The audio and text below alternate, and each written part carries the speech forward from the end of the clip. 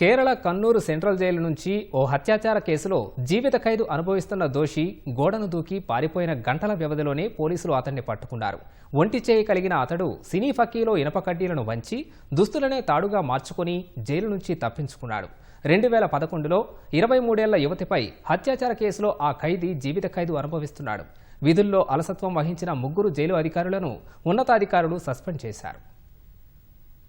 Kerala Kannur central jail నుంచి తప్పించుకున్న 49 ఏళ్ల గోవిందచామి అలియాస్ చార్లీ థామస్ ను పోలీసులు అదుపులోకి తీసుకున్నారు.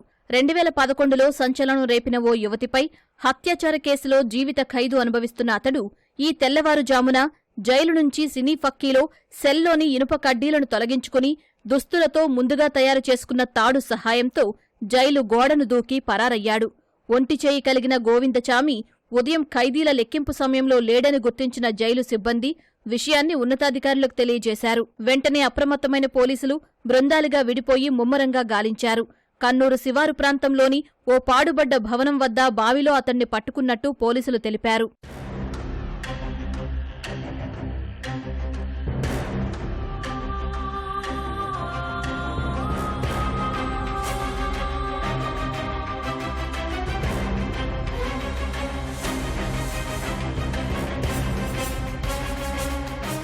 అంతకుముందు గోవిందచామికి సంబంధించిన తాజా ఫోటోలను విడుదల చేసిన పోలీసులు అతన్ని ఎక్కడైనా గుర్తిస్తే తమకు వెంటనే సమాచారం ఇవ్వాలని ప్రజలను కోరారు.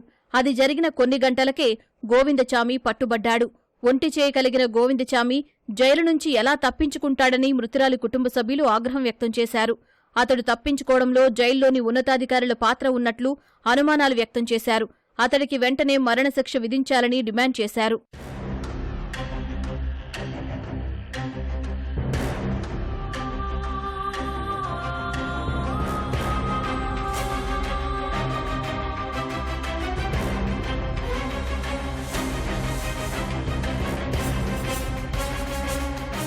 కొచ్చికి చెందిన 23 ఏళ్ల ఓ యువతి ప్యాసింజర్ రైల్లో ఒంటరిగా ప్రయాణిస్తున్నప్పుడు గోవిందచామి ఆమెపై దాడి చేసి కదులుతున్న రైలు నుంచి కిందకు తోసేశాడు.